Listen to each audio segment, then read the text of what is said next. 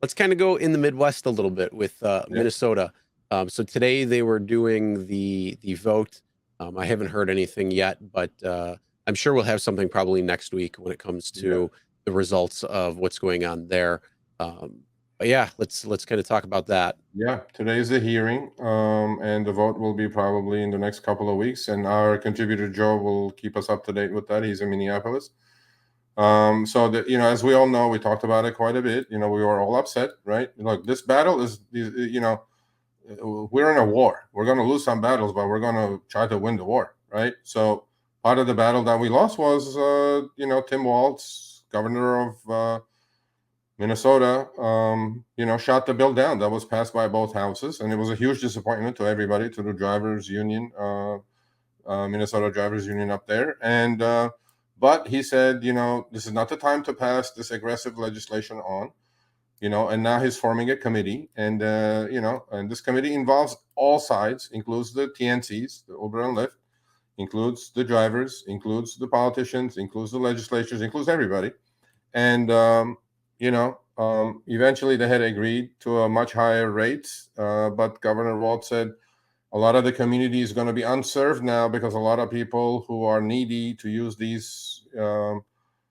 services are going to be priced out, and that's what Uber played the game. Uber said, "Look, a lot of people are going to lose their jobs.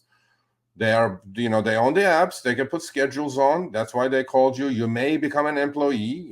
That's what they played. They played the game really well." That's what they said, and there was the same crap that they pulled in Washington, and none of that happened. So none of that happened. Don't fall for their tactics. Yeah, they're all for that. And so Governor Tim Walz's administration has assembled a group of rideshare drivers, members of the public, and representatives from Uber and Lyft to advise them on how to address wage and safety concerns raised by workers, which is very, very valid. And to me, the committee is tasked with recommending policy changes by January of 2024, which is coming up in a few months. And the ultimate goal of this is to provide drivers with fair treatment, fair compensation, but also make sure this type of service is available to the state and of Uber and Lyft drivers, but also to the passengers. I mean, look, there's two-sided marketplace here. We cannot just say ourselves, me, me, me, me, me, me, me. Look where the country is because we keep saying me, me, me, me, me. It's just not work.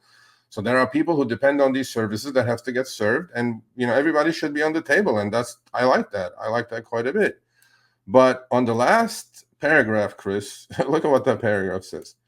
But emails in the weeks leading up to that veto showed Walz's administration was being heavily lobbied to reject the proposal. This was the original one that he vetoed, according to records obtained through a data practices request, right? So they do a FOIA request. Who didn't expect that one? Yeah, who do you think? Who was shocking, right? Yeah. So look, no politician is beyond lobbying, okay? And I'm not going to call the governor out with all due respect, but he caved. So now he's putting a committee together. We'll see. Well, look, the fight's not over. Drivers will come back. If there is a will, there is a way, just like we heard, Peter say and Walt say, there's power in numbers. But when I do need you guys, do not disappear on me, because everybody talks a big game. Everybody's complaining. Oh, this is not enough. This is not enough. That's not enough. I want this. I want that. Well, if we're going to try to get you that, you need to stand by. Okay. And one of the major, according to Governor Walz, he said that elder advocates, who wrote to the governor noting many aging Minnesotans rely on rideshare services to see family and to get medical appointments. I get that. There is Lyft Medical now, Uber Medical. In a May 22 letter, Christine Sundberg, executive director of Elder Voice Family Advocates, expressed that if these, the law that was passed was not vetoed, all these people who need medical services, go visit family or whatever not, will be priced out of the system. First of all, these are probably state-funded programs, right? And, maybe the state needs to negotiate better deals if the drivers are going to get higher. But my concern is on this. I want to hear all sides, obviously. I don't want to say, get lost to the passenger just because I'm a driver's advocate. I understand where these companies are coming from. They're a business. They need to be making money. But I think what they did in Seattle and then spreading out to Washington State is exactly what needs to happen in Minnesota, and starting with Minneapolis. And lastly, one representative from Uber and another from Lyft will sit on the task force, great, as well as a labor member, great. Just like when we met, Joshua was a labor member, a representative for cities and disabilities advocate, great. Everybody should have a voice. And by doing that, we could come up with a conclusion that today's upfront fares and rates that upfront fares put, in front of drivers is ridiculous. It's just out of control. I'm not going to say anything is better than upfront fares, but whatever they're proposing in Minneapolis and whatever may come out of this as a statewide system is pretty much going to be much better than these upfront fares that we're dealing with, all the shaving that we're dealing with. So I'm hopeful, balancing man. and all that. I'm hopeful. Well, the one thing though that I'd like to see besides just an Uber and Lyft member, as well as a labor member and a representative for cities and disabilities advocate, I'd also like to see a couple of drivers or driver advocates who are on there. Make sure that they're on there. Yeah, their drivers will be there. Ali, he's like the Peter of Minnesota. He's the head of the Minnesota Drivers Union. So everybody's going to be on the table, just like it was in Washington State. And everybody should be on the table because look, passengers are going to pay these higher fares. They should have a voice, right? And look, Uber and Lyft are the agent in between. They should have a voice. Drivers definitely should have a voice. Unions representing drivers should definitely have a voice. I think that's the only way you can come up with a consensus and start building, because without this, we're just going the wrong direction here, Chris. This is just wrong. It shouldn't be going down. It should be going up, especially with the cost of living going up, inflation, all these things. I mean, I shouldn't be making less driving per mile than the IRS standard mileage deduction. That should be like just the costs for running your vehicle. That should cover the insurance, the tires, the car costs. But what about on top of that?